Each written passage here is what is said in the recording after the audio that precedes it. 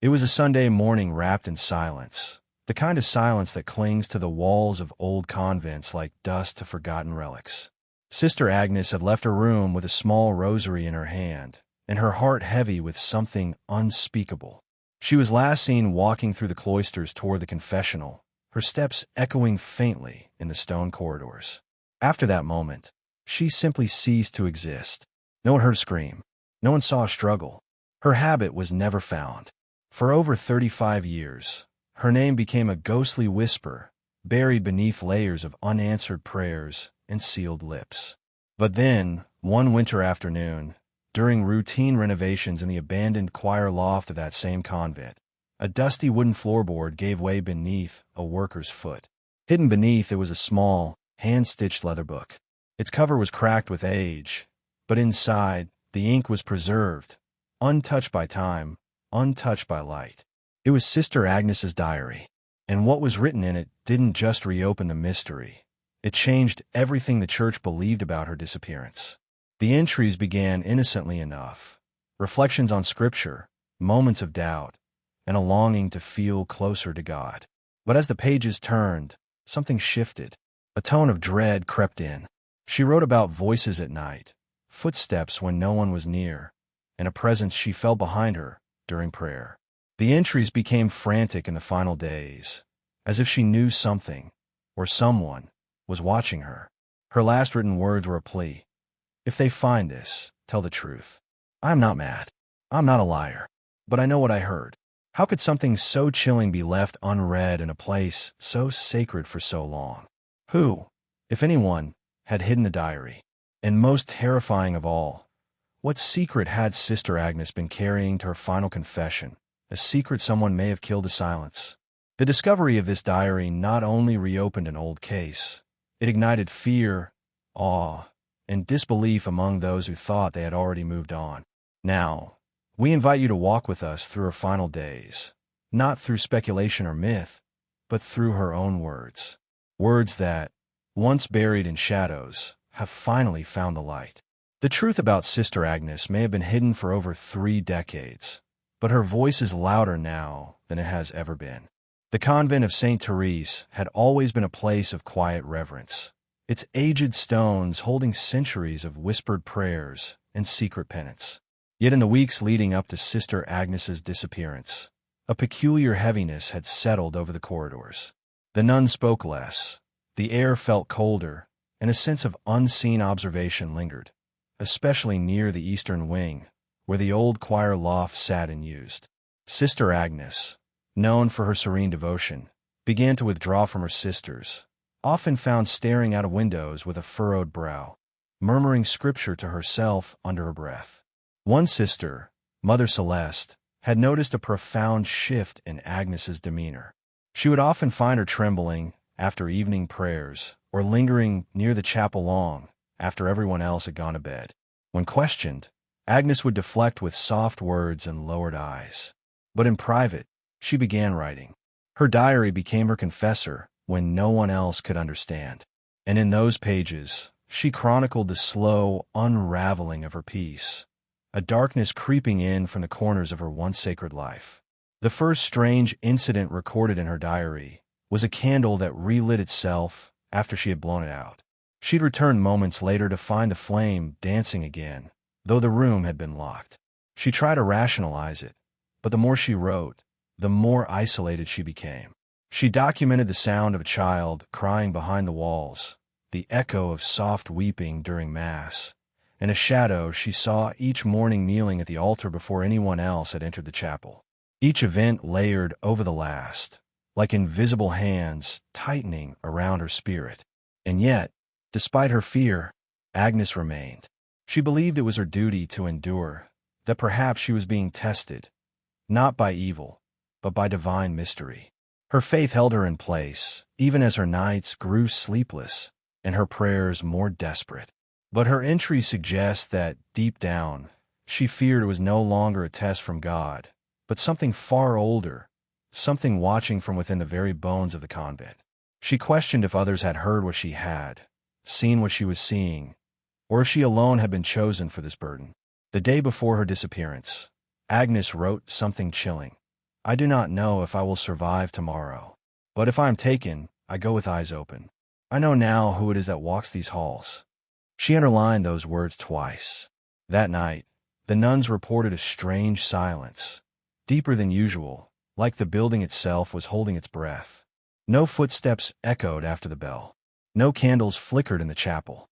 And Sister Agnes was never seen again. In the immediate days following her disappearance, the convent was a hive of anxious whispers and restrained sorrow. Search parties were organized by the local diocese. Police swept through the convent grounds, questioning each nun, combing through every hallway, every crypt, every confession booth. But there was no trace, not a scrap of fabric, not a footprint. It was as if Sister Agnes had been swallowed whole by the convent itself. The official conclusion was that she had either fled or met an unknown fate in the surrounding woods. But those who had known her best, especially Mother Celeste, refused to believe she'd left willingly. Behind closed doors, Mother Celeste admitted that she, too, had felt the presence Agnes described. She had once seen a figure at the far end of the corridor, dressed in old vestments not worn for decades, silently watching her in the dim candlelight before disappearing into the wall. She had never spoken of it, fearing it would seem like madness. But after reading Agnes's diary decades later, she confessed to others that she no longer doubted her sister's words. The truth had simply arrived too late. Meanwhile, the choir loft remained untouched. It had always been considered structurally unsafe, and no one ventured there, not even the maintenance staff. But unknown to them all, the diary lay hidden beneath rotting floorboards, waiting for time, fate, or divine will to bring it to light. Decades passed. The memory of Sister Agnes faded into legend among the younger nuns. They whispered her name with a mix of reverence and unease, warning each other not to wander alone at night, especially near the eastern wing. The discovery of the diary changed everything. The pages were not just reflections. They were a map of spiritual warfare, a record of psychological torment, and perhaps a final testimony. It began with the innocent voice of a woman seeking grace, and ended with the confessions of someone staring directly into a void no one else dared name. But among the pages was also something unexpected, a list of names. Nuns, priests, even choir boys from years prior. Some had died mysteriously. Others had been transferred suddenly. And all had one thing in common. They had spent long hours alone in the choir loft. One name, however, stood out: Father Damien, a priest who had served at the convent during the time of Sister Agnes's final year. He had been known as charismatic, gifted in delivering sermons, and deeply loved by the community. But just months after Agnes vanished, Father Damien left the clergy under mysterious circumstances. No formal explanation was ever given. And in Agnes's diary, his name was followed by one short, harrowing sentence: "He knows the voice too." The mention of Father Damien sent a ripple through those now re-examining the case. When contacted, he was living alone in a remote village, estranged from the church, and nearly forgotten by the world he once served. At first, he refused to speak. But when shown a photograph of the diary's pages, particularly the line that bore his name, something broke in his eyes. His hands trembled. He requested time to pray. Then, slowly, he began to reveal what had haunted him for over 3 decades. Not just the memory of Sister Agnes, but the secret he had carried in silence all those years. He recalled the weeks before Agnes disappeared with remarkable detail. How she would come to confession more frequently. How her voice would shake behind the screen. How she spoke of being followed by something that wasn't flesh and blood. At first, he believed it was spiritual anxiety, a crisis of faith, something he could counsel her through. But then, one evening, as he walked past the chapel after Compline, he heard singing, soft, mournful, and distinctly female. When he opened the door, the chapel was empty, but the temperature had dropped, and he smelled lilies, the scent associated with funerals. He told no one. What priest dares confess fear to those who rely on him for spiritual strength? But he kept watch, and one night he saw it, a shadow in the choir loft, unmoving, as if carved into the dark. It was not cast by light. It was a presence, cold and deliberate. He ran, and that was the moment he said, His faith cracked. The next morning, Sister Agnes was gone. He begged the bishop to close the eastern wing, but his requests were dismissed. And in shame and terror, Father Damien left the priesthood, convinced he had failed his sacred duty. He confessed that he had returned to the convent only once, years later, to pray where she had vanished.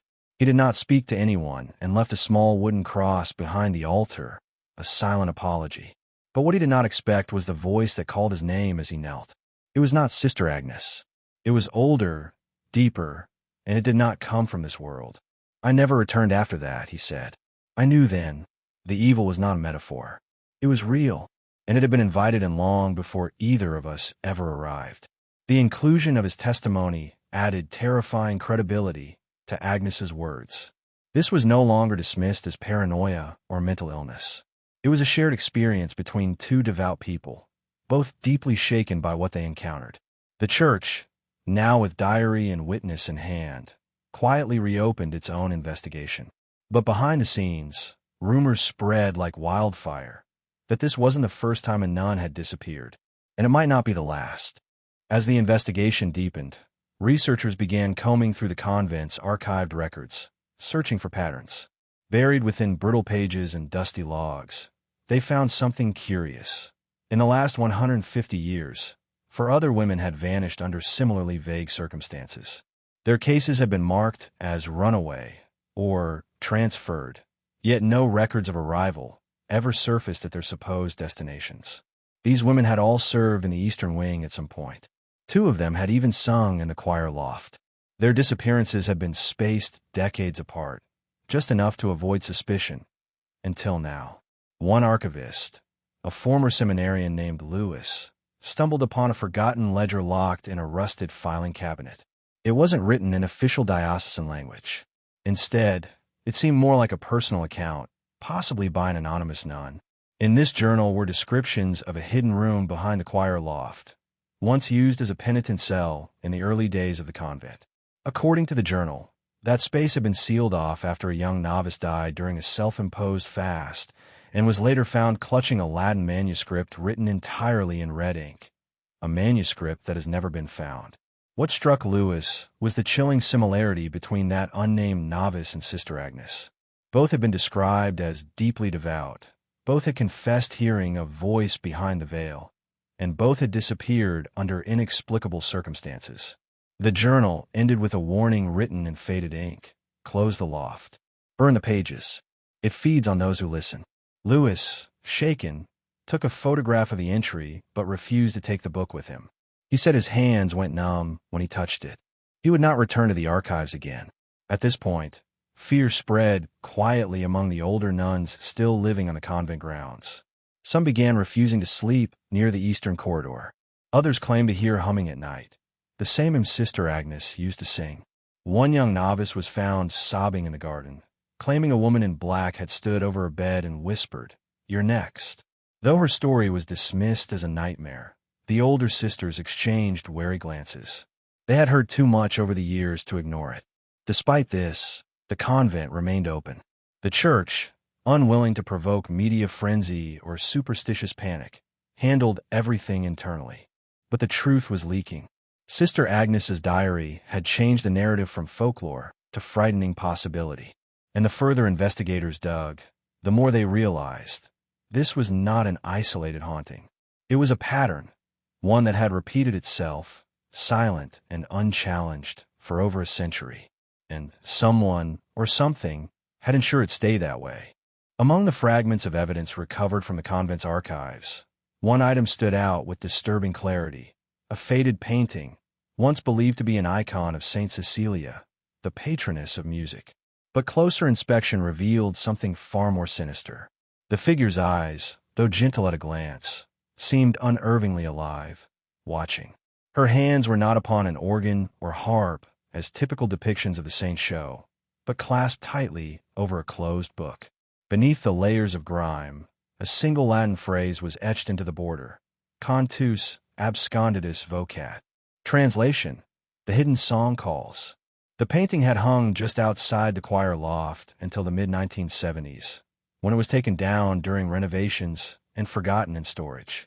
No one knew its origin or the artist, and it had never been catalogued in any official inventory. But Sister Agnes had mentioned it in her diary. On one page, dated a week before her disappearance, she wrote, "The woman in the painting smiles more each day. I used to find peace in her gaze. Now I dare not look too long." That sentence sparked fresh interest. Was the painting more than symbolic? Could it have been tied to the strange occurrences that followed? Art historians brought in by the church noted that the style bore resemblance to early medieval iconography, the kind associated with esoteric sects and mystic rituals long condemned. One symbol in the corner matched those used by a forgotten monastic group that believed sound could open spiritual thresholds not always meant to be crossed. The choir loft, it seemed, may not have been just a place for singing. It might have been a gateway, and the voices Sister Agnes had heard may have been real echoes from beyond that veil.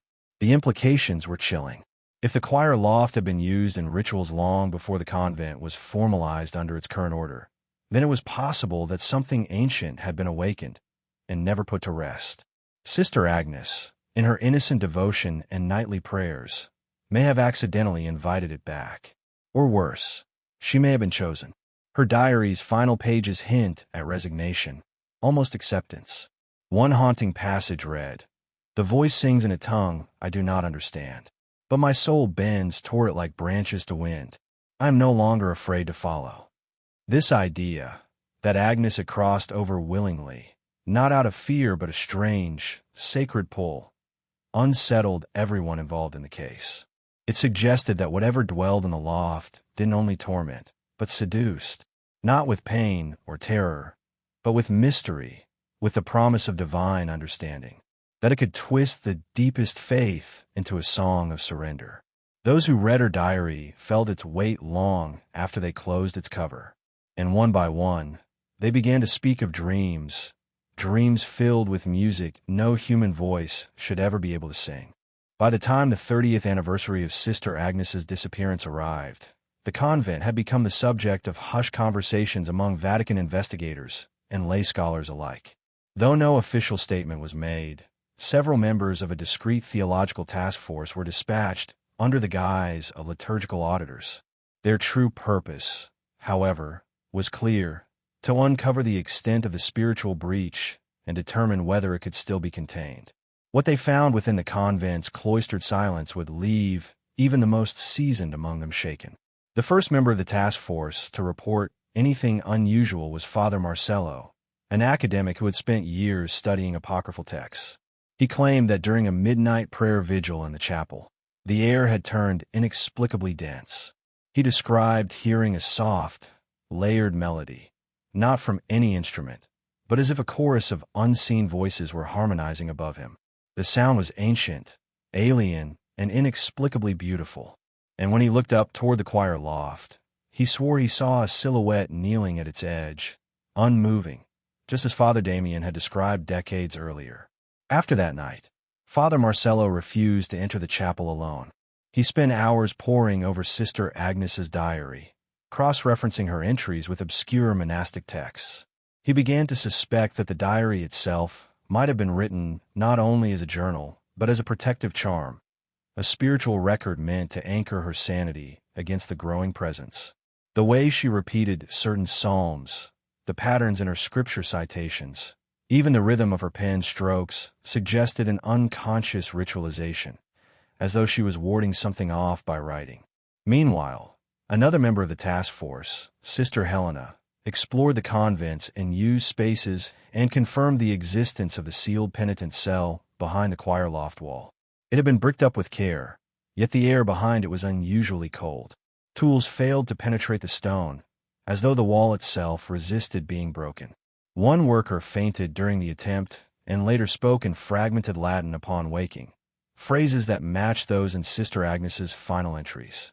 The attempt to access the cell was abandoned, but the fear it awakened did not leave.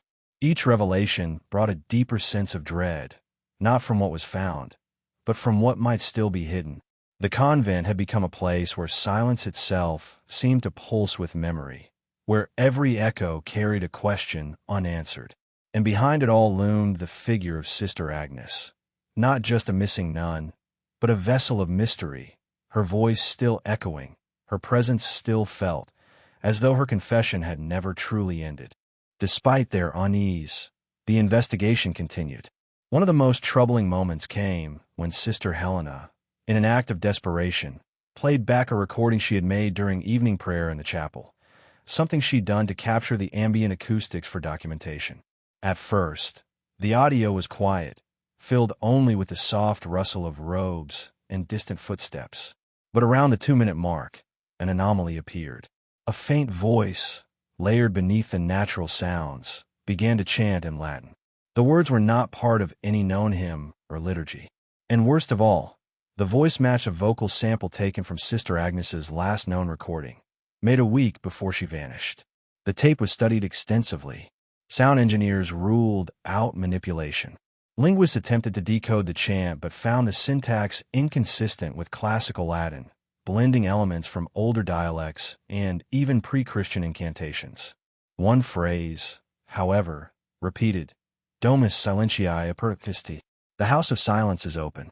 This phrase sent chills through those who had read Agnes's diary, where she used that same line in an entry dated 3 days before her disappearance. She had written it as a metaphor, or so they thought.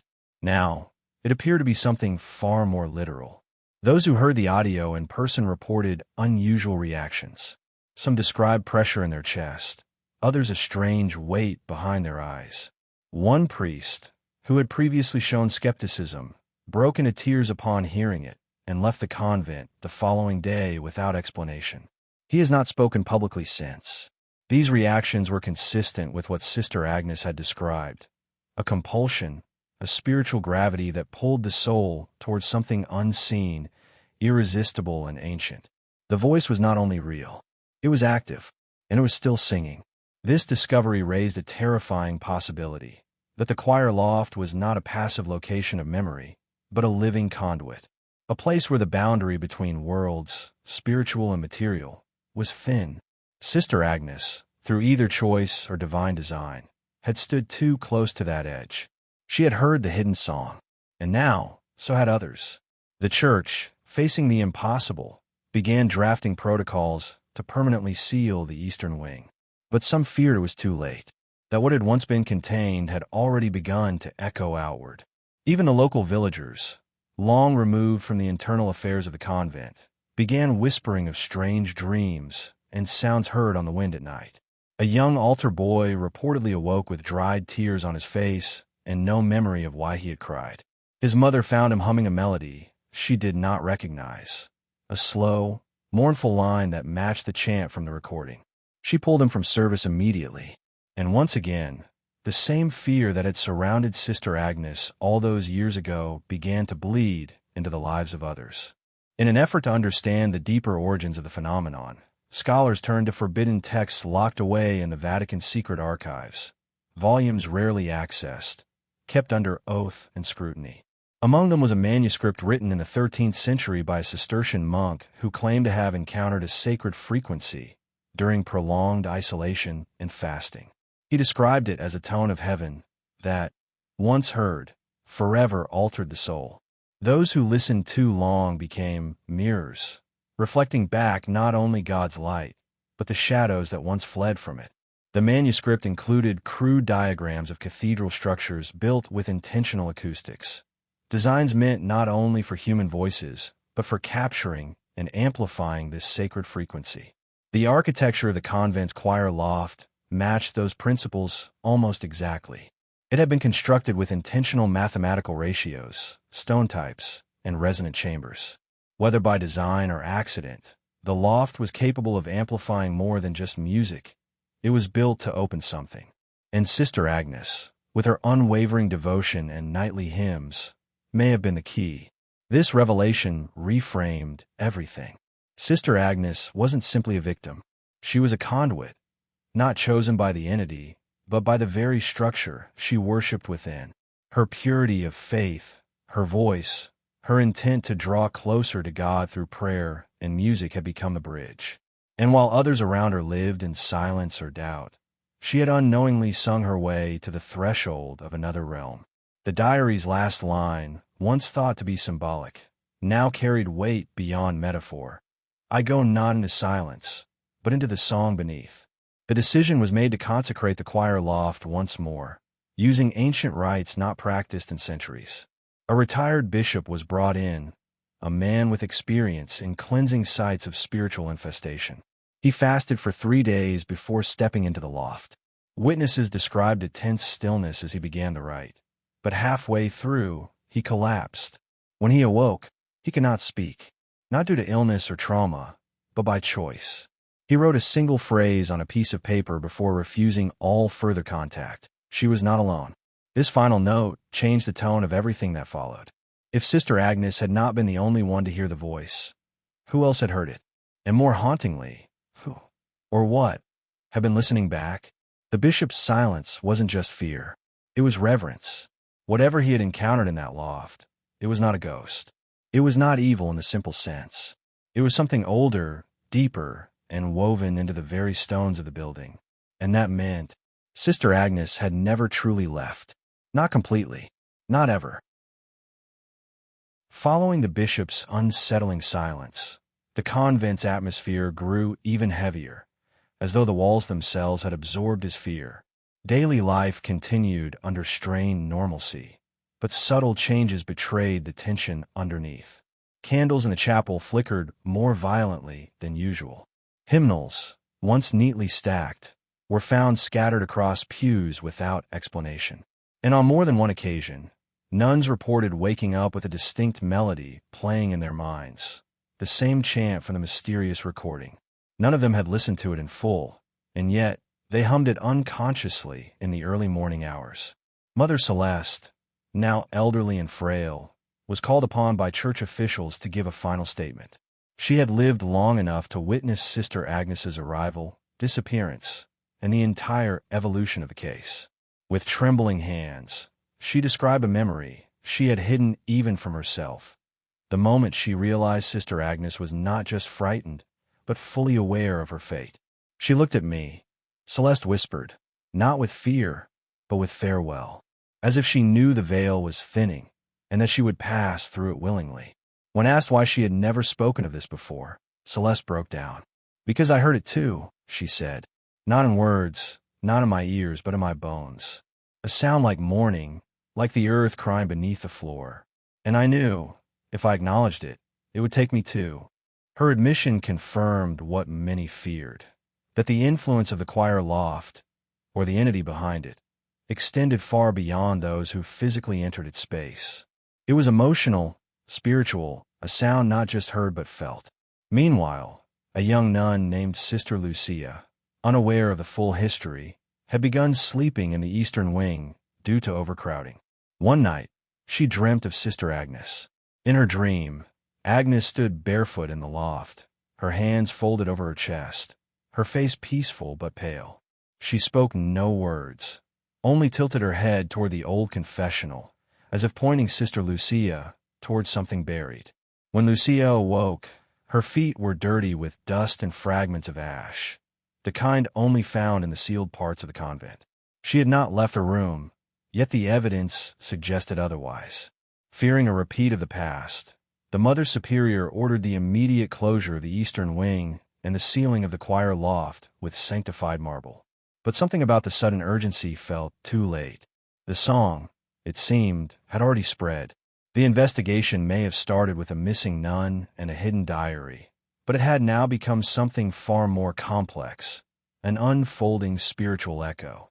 And if Sister Agnes had not crossed alone, then perhaps others, drawn by the same unseen melody, were still following her path. By the time church authorities began preparing their official statement, one they would likely never release to the public, the final piece of the mystery revealed itself in the most unexpected way. While cataloging and used relics in the convent storage cellar, a junior archivist discovered a wooden box sealed with wax. It had no inscription and no visible lock, but it was unusually heavy. Inside, wrapped in layers of linen, was a silver pendant, a crucifix unlike any standard issue, carved with spiraling patterns and inscriptions in a dead dialect of Latin. Attached to it was a note, yellowed and brittle with age. The note was unsigned, but unmistakably written in Sister Agnes's hand. It read, "For the next who hears the voice, wear this, and do not sing, no matter how sweet it sounds." Beneath those words, she had drawn a small circle surrounded by 12 tiny crosses. The symbol matched one found on the back cover of her diary, previously dismissed as decoration. Now, it was believed to be a seal, or perhaps a warning. The pendant had likely been her last defense, one she either abandoned or was forced to leave behind. Sister Lucia was given the pendant for safekeeping, and from the moment she wore it, the dreams stopped. The distant music faded. Her mind, once clouded by fragments of forgotten hymns and shifting shadows, cleared. She described the experience as stepping out of water, like her soul had been submerged without her knowing, and the pendant had pulled her back into the air. Whether the object itself held divine power, or simply carried the concentrated faith of Sister Agnes, no one could say. But it worked, and it became the final tangible link to a mystery that had haunted the convent for 35 years. Yet even this resolution brought no peace. For those who had read Agnes's diary, listened to the chant, or stood in the choir loft, the silence that followed was not comforting. It was expectant, as if something still lingered behind the veil, waiting, not maliciously, but patiently, as though time itself was merely another hymn, and the final verse had yet to be sung. In this stillness, many began to wonder, was the convent haunted or sanctified? Was Agnes taken by darkness, or led toward light no one else could see? Father Damien, now nearing the end of his life, wrote a final letter to the church before retreating into seclusion once more. In it, he said only this: she was not devoured. She was chosen, and perhaps she chose it too. His words echoed through the hearts of all involved. The possibility that Agnes had not been lost, but transformed, reframed everything. Maybe the hidden song wasn't a threat. Maybe it was a call, and only those who listened purely could follow. Whatever the truth, one fact remained. Sister Agnes had vanished on her way to confession. And 35 years later, the world discovered she had been confessing all along, not in whispers to a priest, but in every word of a diary that should never have survived and yet did. Following the discovery of the crucifix and the final writings of Sister Agnes, the convent entered a period of near-total silence. Pilgrims who once traveled to St. Therese for spiritual retreats were quietly turned away. Nuns who had lived there for decades were relocated without explanation. Only a skeleton staff remained, mostly comprised of church officials conducting quiet surveillance. They were not watching for intruders. They were watching for resonance, for signs that the hymn might return, that the veil between the seen and unseen might again flutter open. One such sign emerged during a routine maintenance check.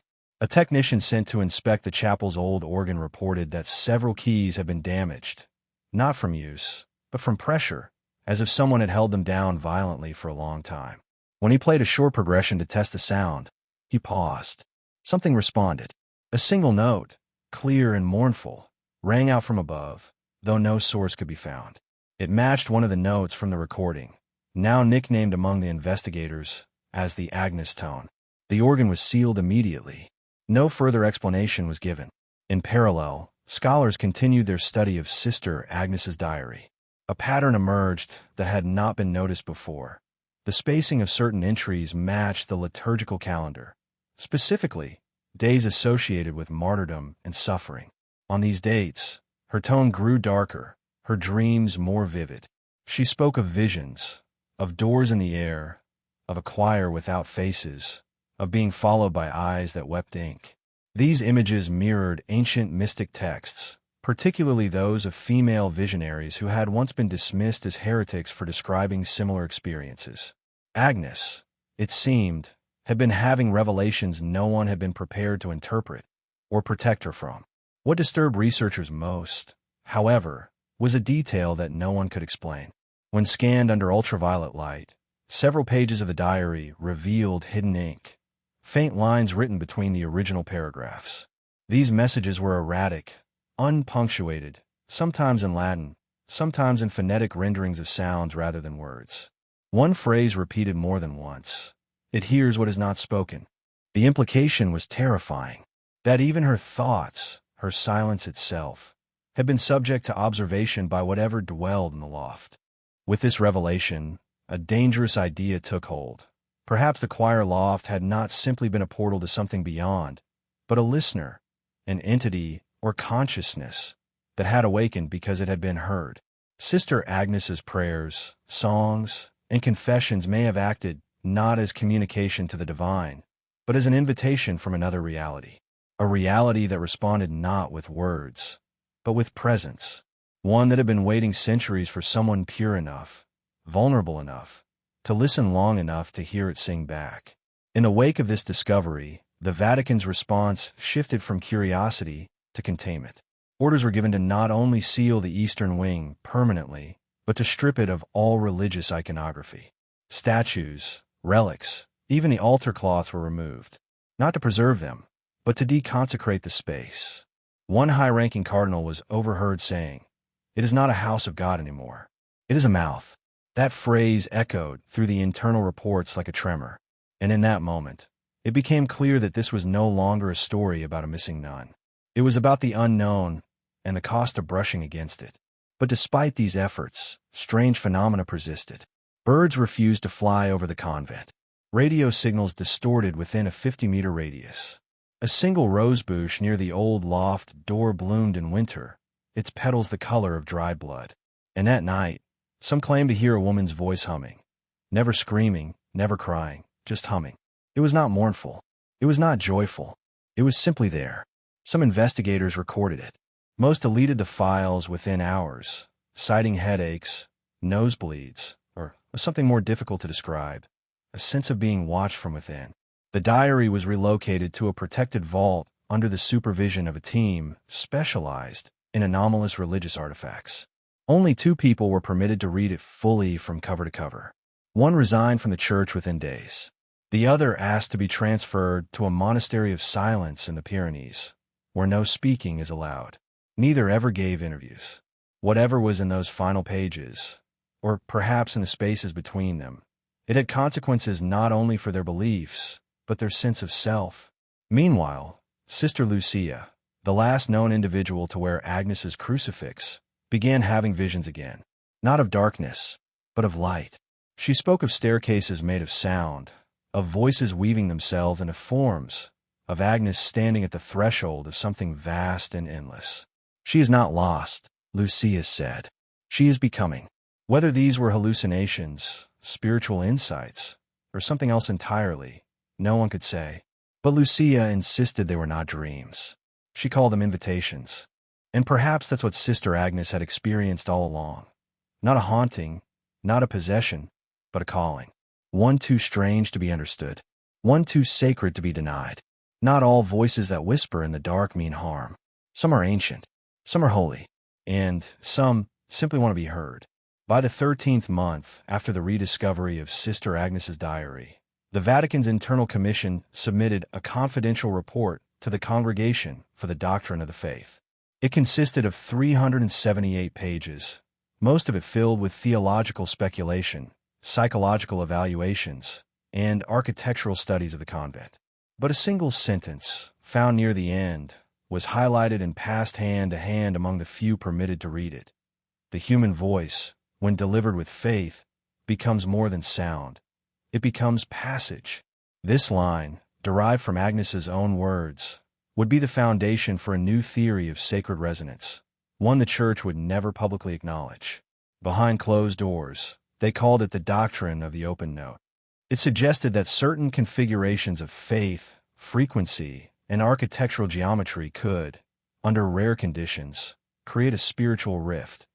Not demonic, not divine, but ancient, neutral, primal, something that responded not to power or ritual, but to purity and vulnerability.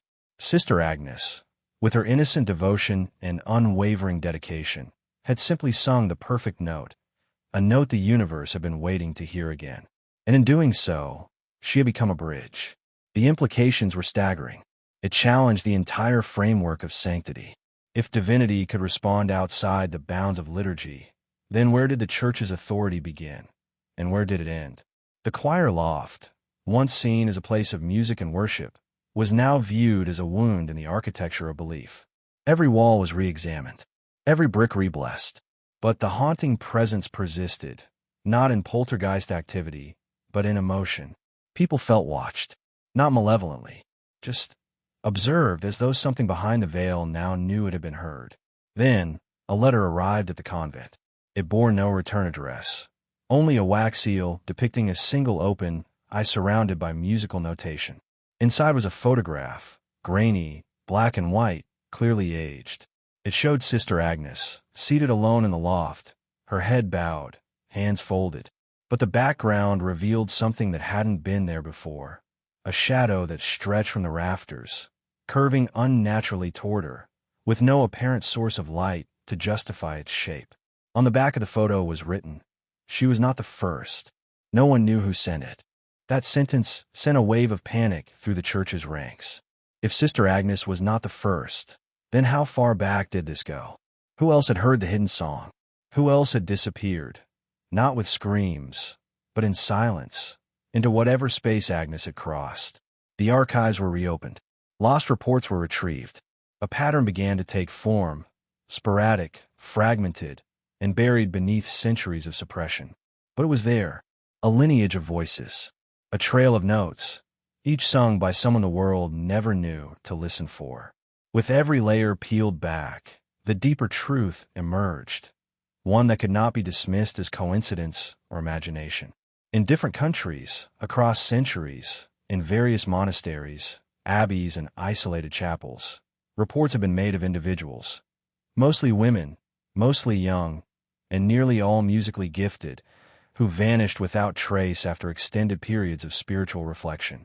In one case, a nun in 1542 was said to have sung a solo hymn so haunting during midnight mass that several parishioners fainted. She was gone the next morning, and the hymn was banned from being sung again.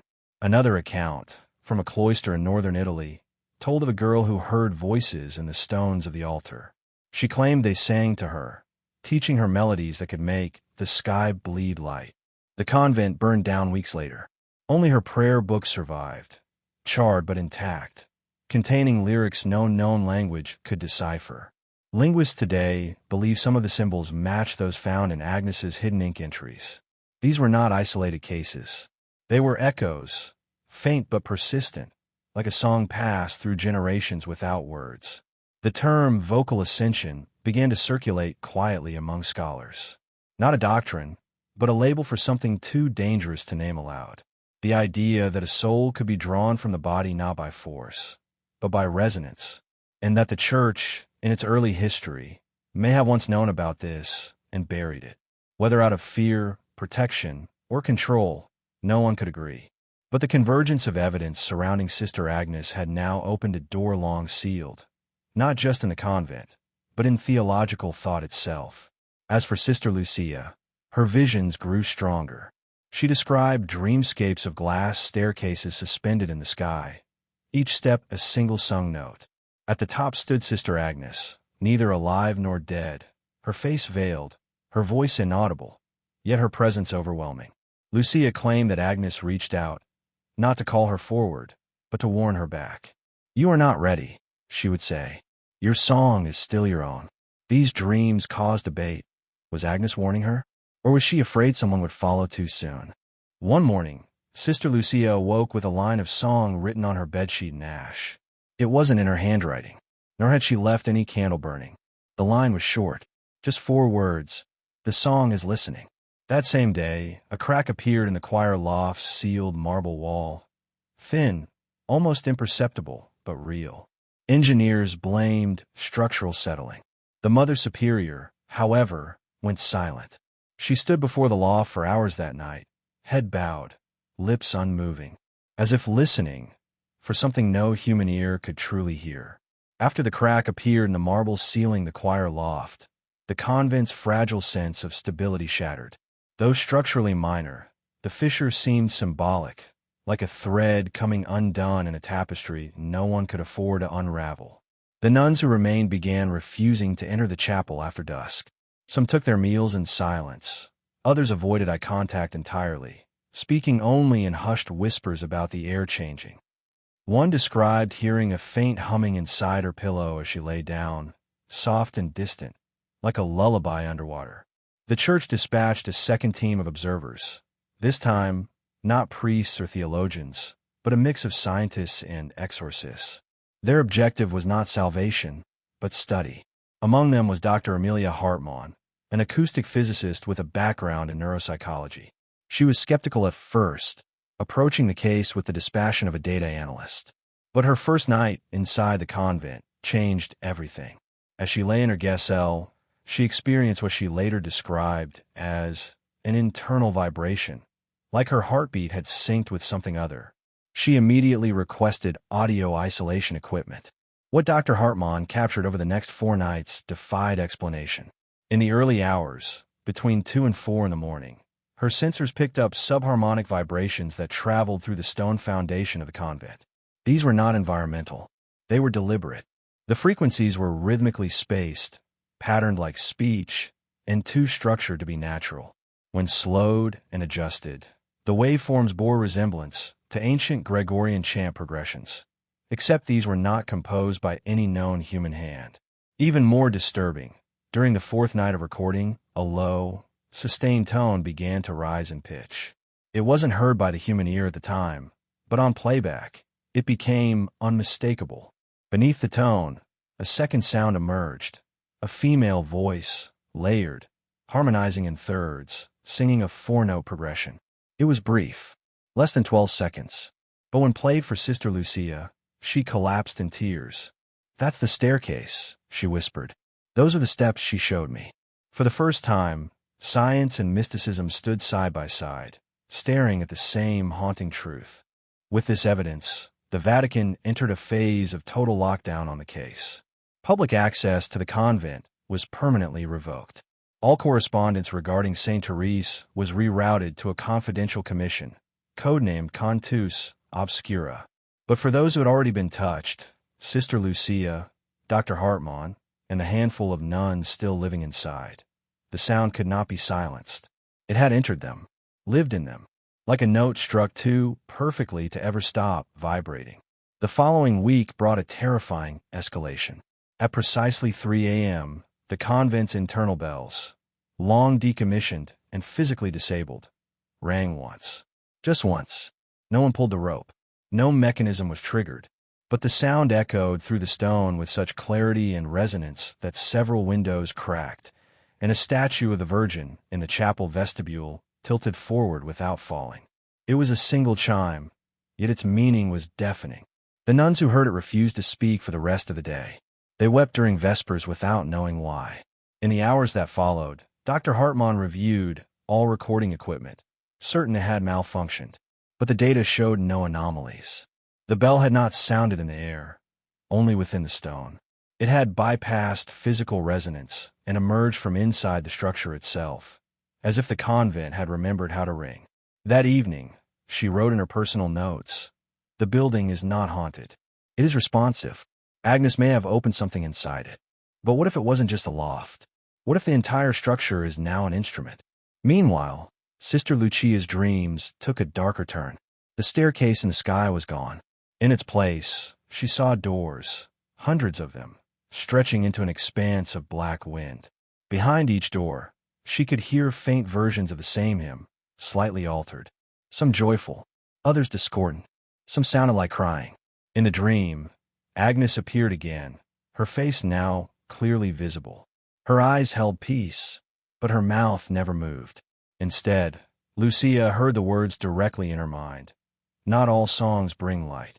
She awoke gasping and found her rosary scattered on the floor in perfect symmetry, the beads forming a circle with the crucifix precisely in the center, untouched by her hands.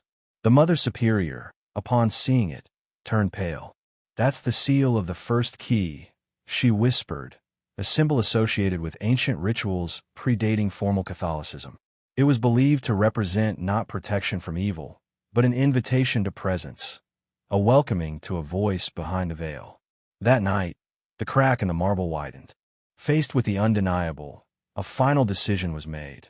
The entire convent would be vacated and sealed, not with prayer or stone, but with silence. No one was to speak of what had occurred. No mass would be held. No relics would be preserved. Just silence. A silence that matched the kind Agnes had walked into. A silence now alive with echo. And deep within that silence, behind the loft, beneath the stones, the faint sound of a hymn continued, waiting, listening, and humming itself back into the world. The evacuation of the convent began under the cloak of secrecy.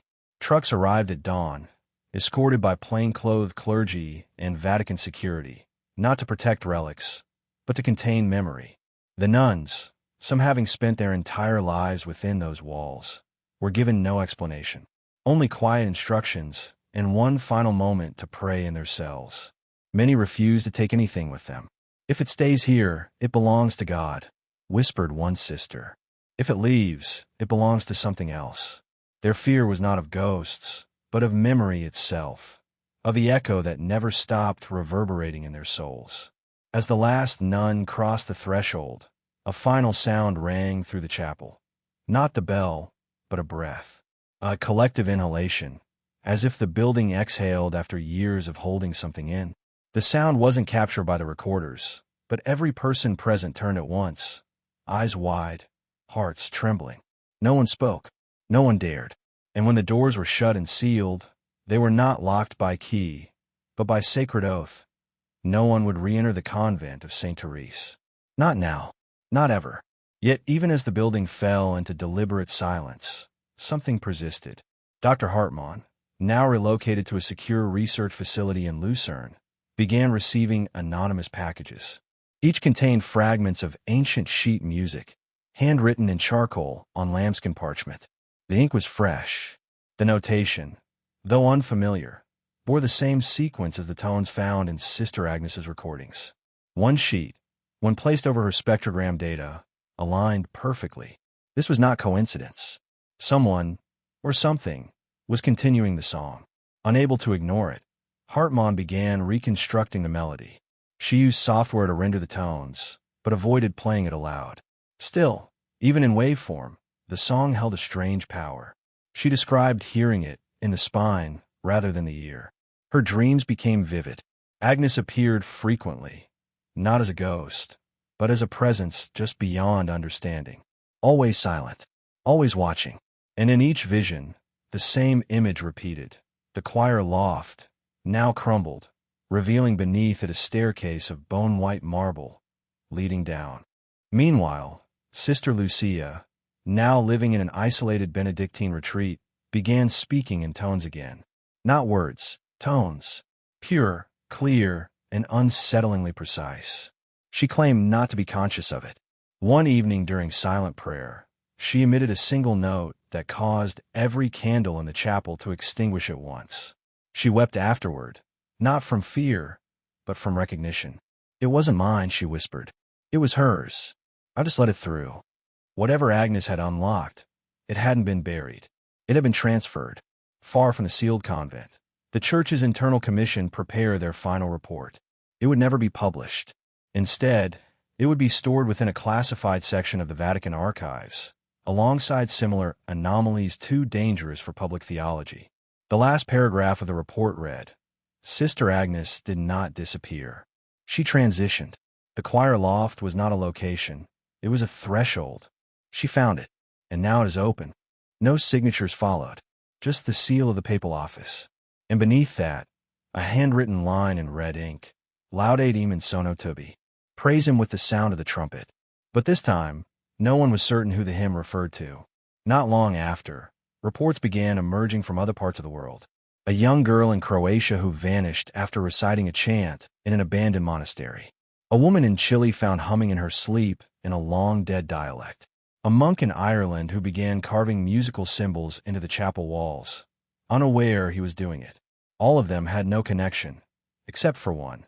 They had each, at some point, read a translated excerpt of Sister Agnes's diary. Not the whole thing, just fragments. But it was enough. The church moved quickly, issuing quiet recalls on every physical and digital copy.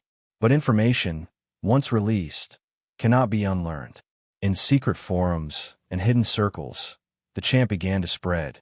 Some dismissed it as folklore. Others tried to reconstruct it. A few succeeded, and then vanished from public life. One left behind a note written in a trembling hand. The song is not just sound. It is place. It is door. Dr. Hartmann, now under close surveillance, stopped sleeping. Not out of fear, but necessity. I don't want to go back there, she said. When I sleep, I hear the last verse. I know how it ends.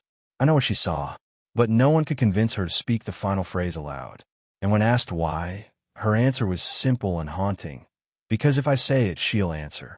And still, in the sealed silence of St. Therese, the air trembles faintly. Not with wind, not with time, but with tone.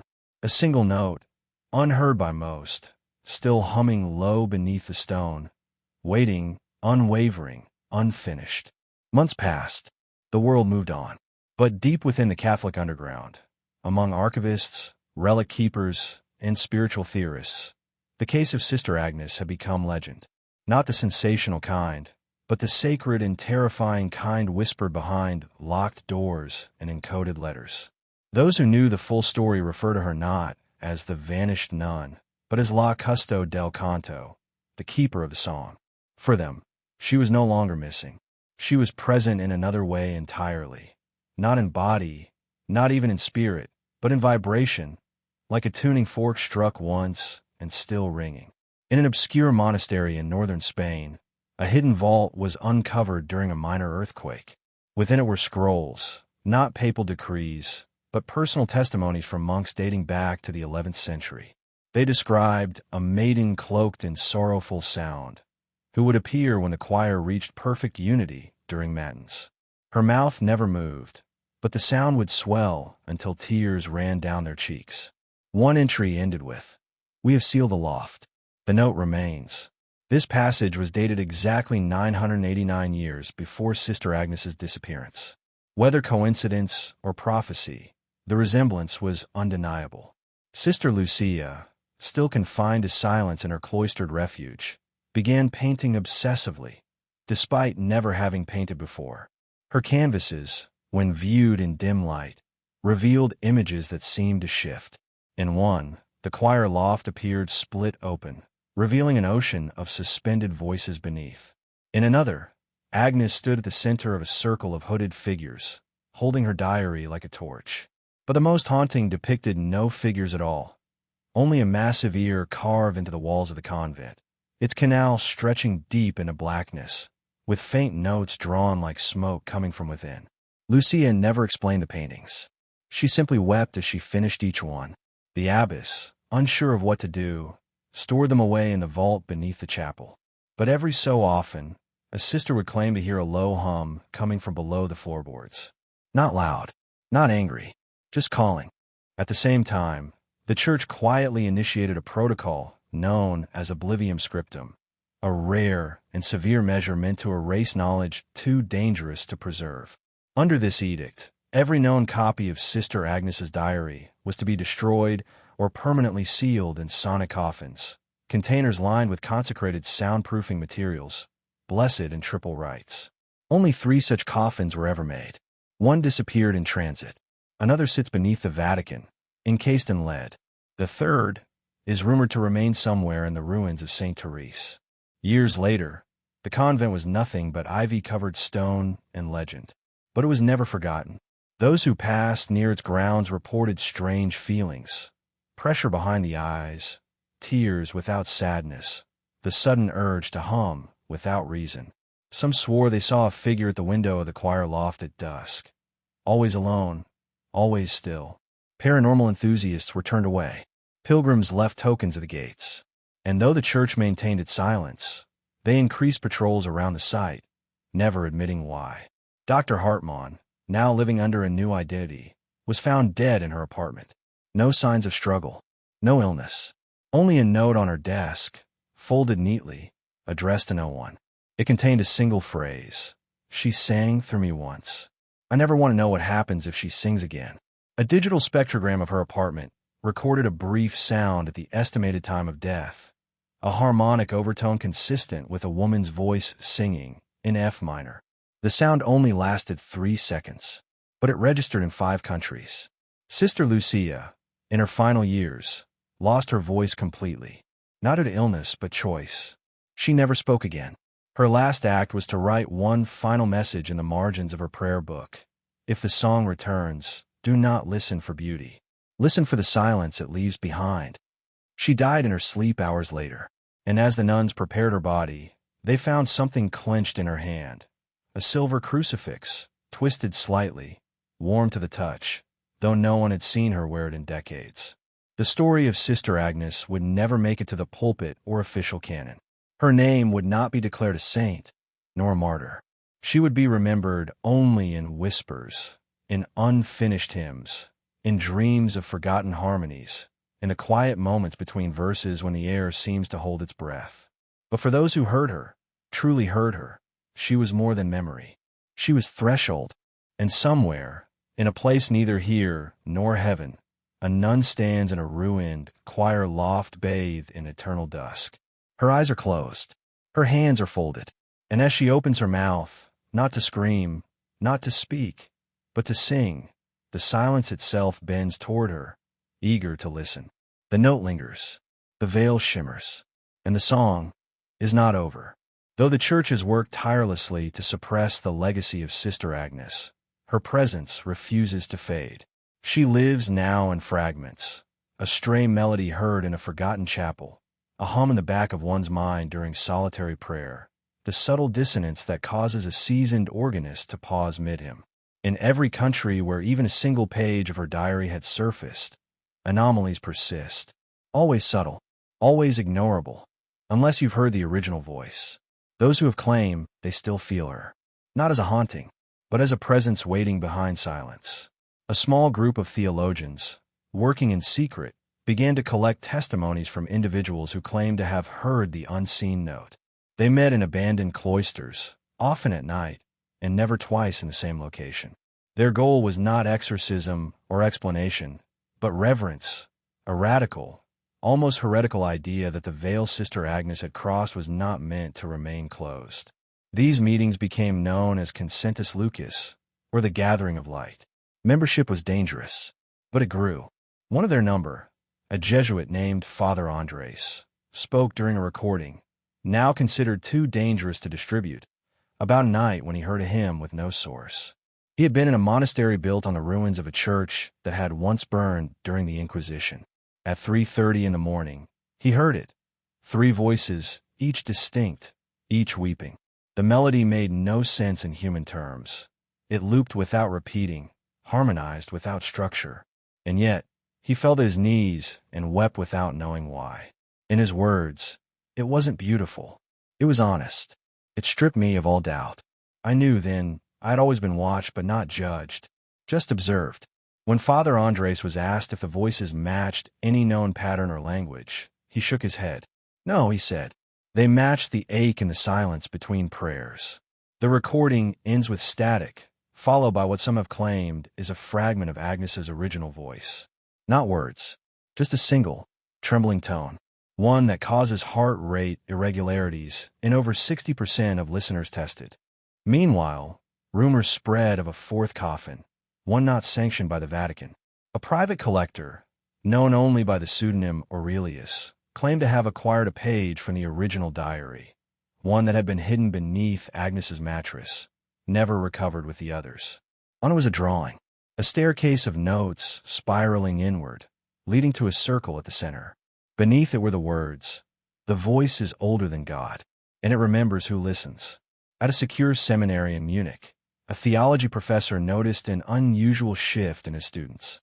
They had begun ending their prayers with silence, not the typical pause, but a deliberate, reverent stillness that lasted minutes. When asked why, one student replied, "Because that's when she answers." The seminary dismissed him shortly after, but not before others began adopting the same practice. The quiet was spreading, not as absence, but as invitation, as if the soundless space after Amen was no longer empty, but full. In South Korea, a cathedral organist reportedly fell unconscious after playing an unfamiliar chord sequence found in a medieval hymn book. When revived, he was mute for 8 days. On the 9th, he wrote in Korean, "She does not return through screams. She returns through stillness." The hymn he played was later identified as a variation of a melody known only to scholars of Agnes's reconstructed chant. It had never been published. No one knows how it got into the Korean book. Back at the ruins of St. Therese, nature slowly reclaimed what time could not. Ivy swallowed the outer stones. Moss crept up the chapel columns. Yet no wildlife entered the choir loft. Birds avoided its ledge. No insects crossed its threshold. And once a year, on the date of Agnes's disappearance, a single line of dust forms on the marble floor, always in the shape of a spiral, always pointing to where her diary was first found. No one cleans it. No one dares.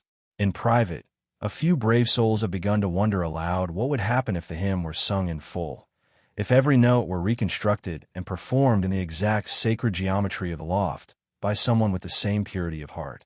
Would it open something again? Or worse, complete something that had never finished? The final phrase Agnes wrote, hidden in the margin, invisible to ink but revealed through fire, now haunts every scholar who studies her. It is not a song. It is a remembering.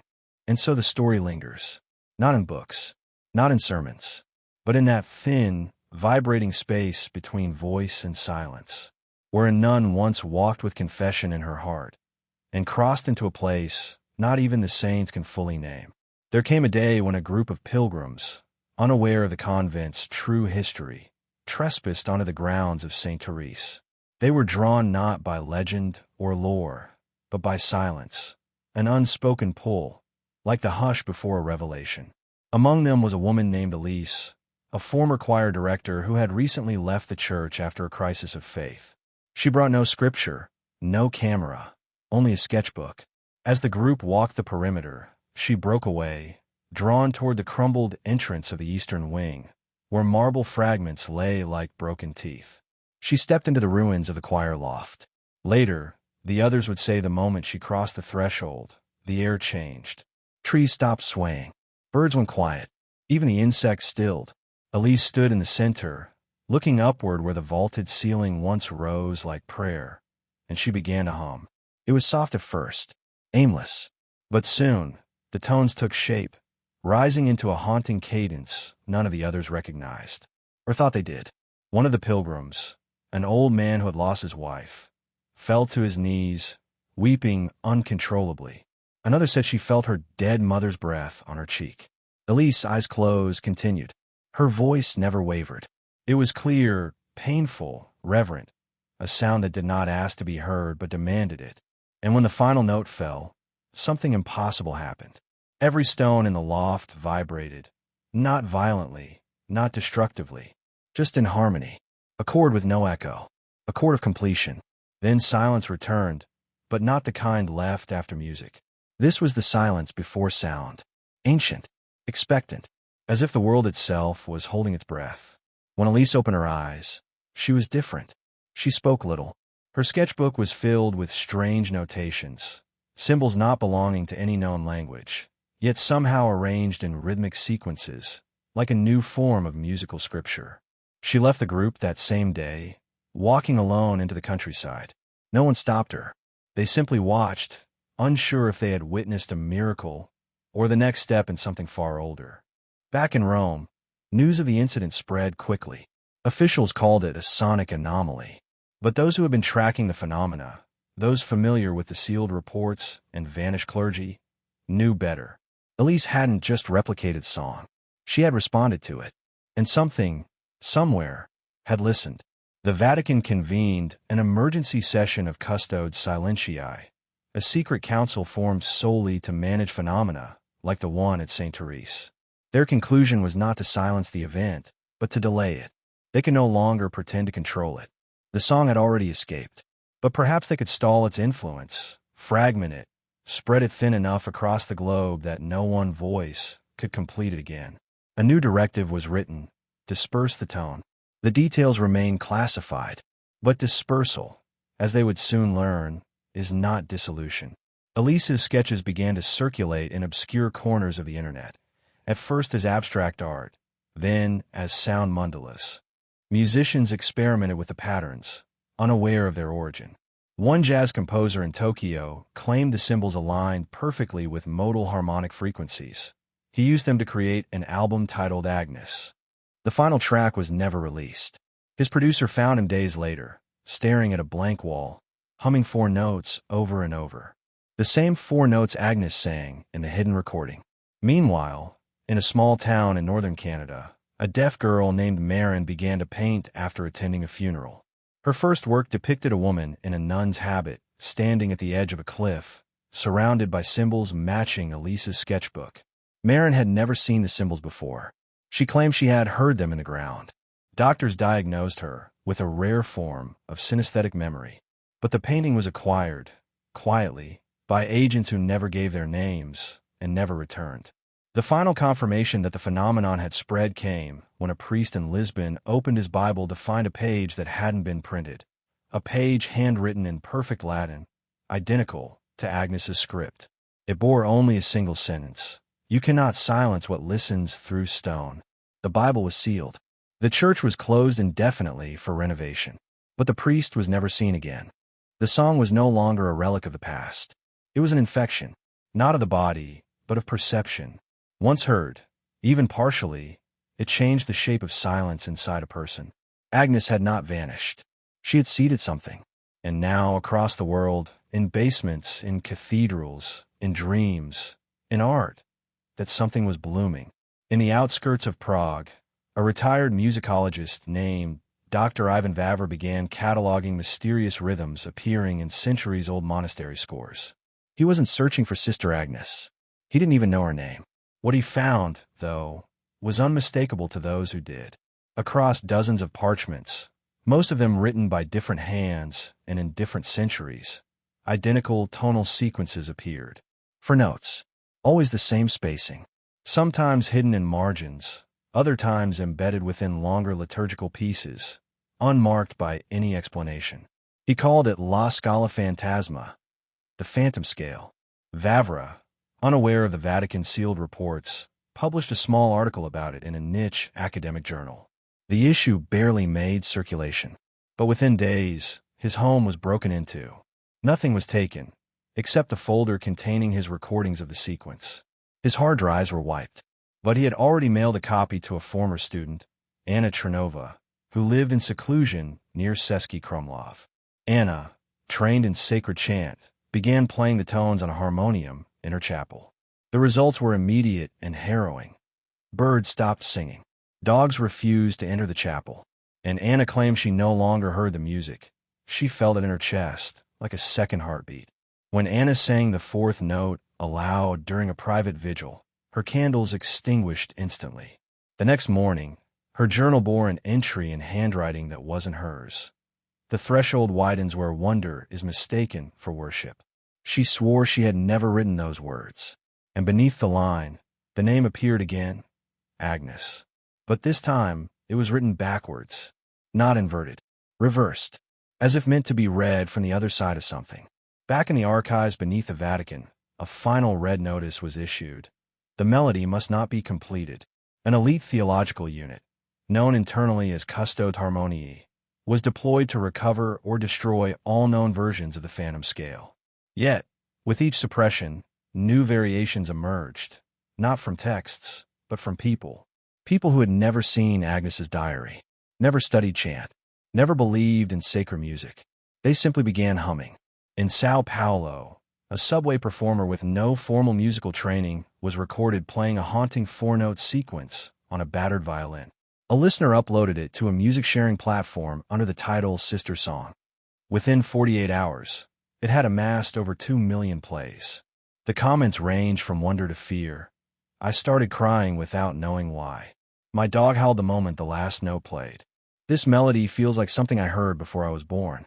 The video was removed, flagged for anomalous acoustic properties. But by then, the damage was done. Dozens of people had recreated the tune. Some expanded it. Some looped it endlessly. But the ones who added nothing, the ones who just listened in reverent silence, began to report dreams. All identical. A stone chapel, crumbling. A woman in a dark habit. A staircase spiraling downward. And always a single voice, humming beneath everything. In Mexico City, a choir rehearsing for Easter Mass accidentally replicated the sequence, while improvising a meditative interlude. Within minutes, several members experienced nosebleeds. One fainted. The conductor described a moment of perfect unison, so sharp it turned inwards. Audio of the event was confiscated. Officially, they blamed heat exhaustion. Unofficially, the Vatican reached out to the Archdiocese within 24 hours, demanding all related materials. And yet, the phenomenon no longer needed preservation to survive. It had entered culture, subconsciousness, sound itself. Children hummed it idly on playgrounds. Artists claimed to feel it when sculpting. One linguist reported phonetic anomalies in newborns' early vocalizations, eerily resembling the first interval. Something was embedding, not loudly, not violently, but like a whisper in the womb of the world. The song of Sister Agnes had never been meant to be heard. It was meant to be felt. And now, it was everywhere. At a chapel deep in the Austrian Alps, a secluded convent known as Sancta Umbra issued an internal alert. During a midnight rosary, an elder nun, silent for over a decade due to a vow, suddenly began humming. The note was soft, low, and unfamiliar to the others, but unmistakably matched the now circulating four-tone pattern. When approached, her eyes filled with tears. She clutched her crucifix and whispered only once, "She is near." Then, she fell silent again, but her lips kept moving, forming tones, breathing rhythm. Word reached Rome within hours. But by then, the abbess had already taken action. The chapel was sealed. The nun placed in solitude.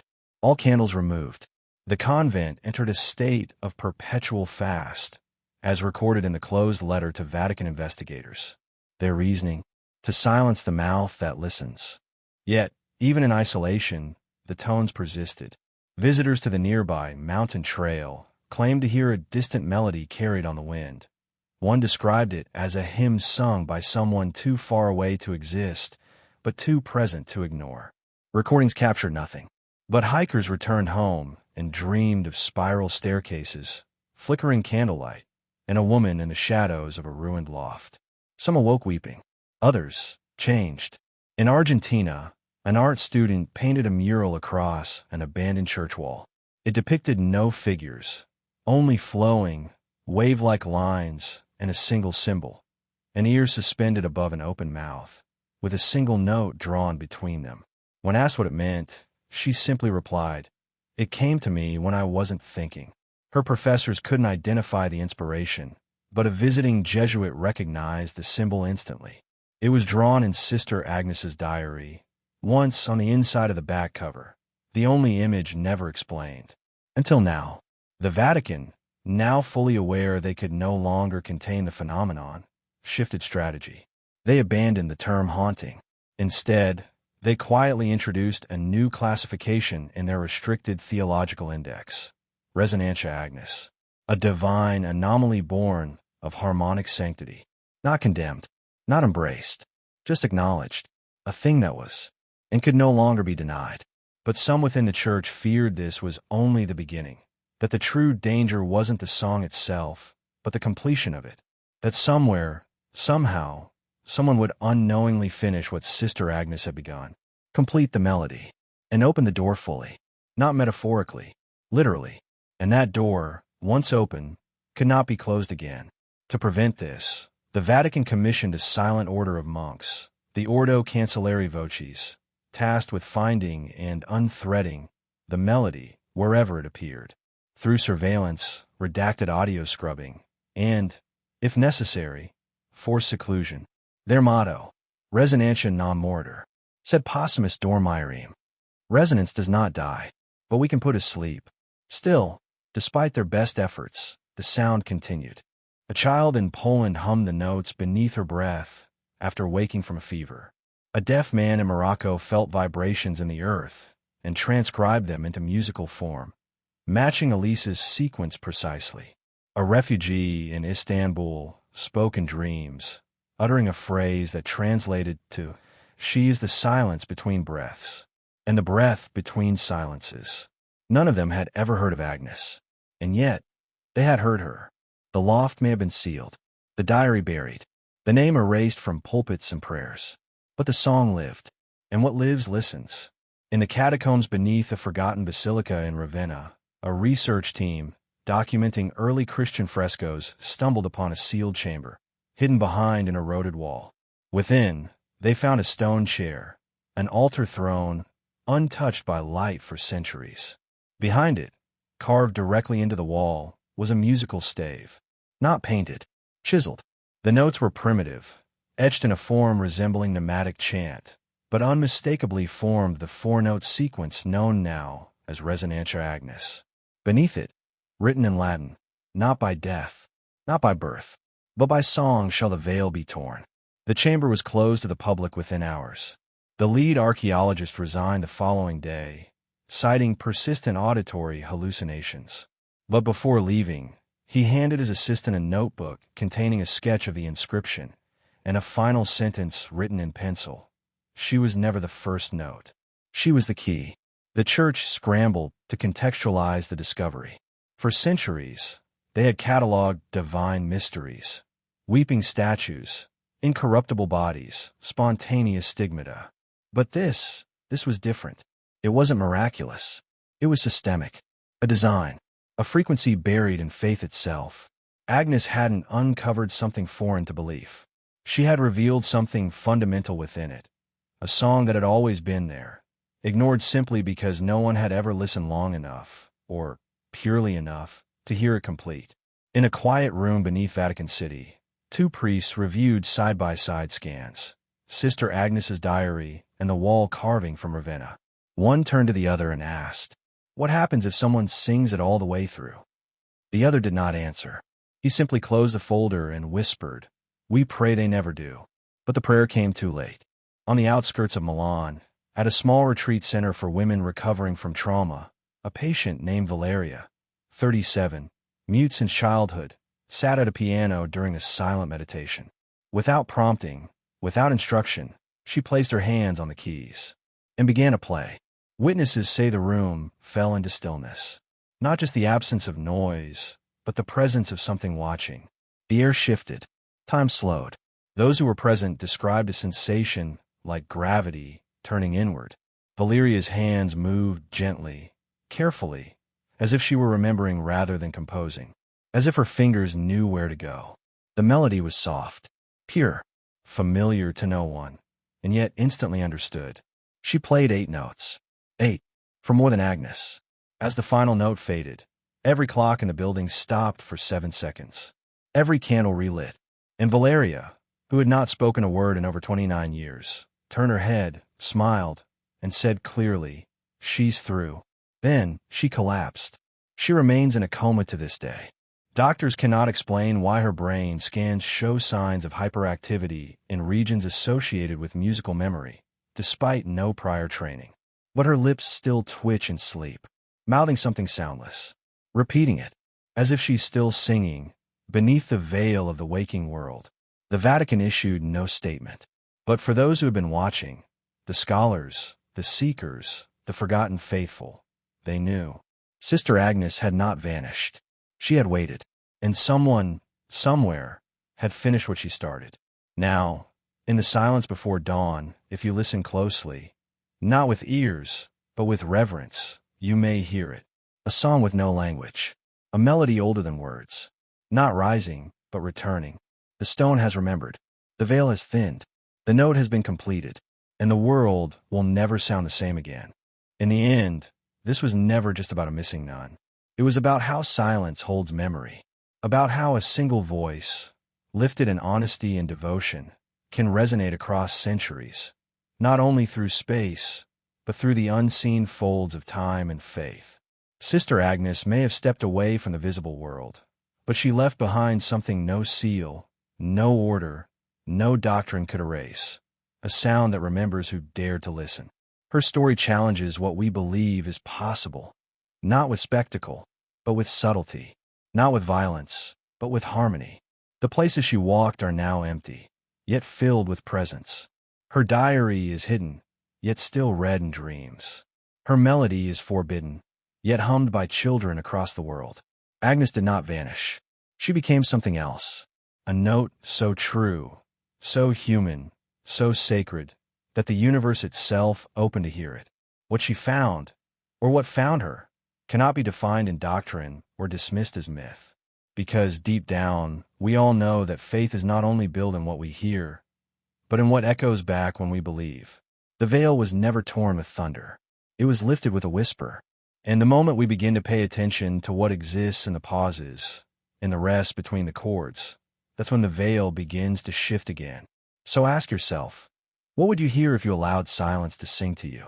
What might emerge if, just for one moment, you stopped seeking answers and started listening for something older than language? Maybe Sister Agnes wasn't trying to escape this world. Maybe she was answering a call we were never meant to ignore. If this story moved you, if it left you breathless, curious, or even unsettled, I invite you to stay with us. Subscribe for more stories that echo beyond the surface. Leave a like if this journey stirred something within you, and share your thoughts below. What do you hear when the world goes quiet?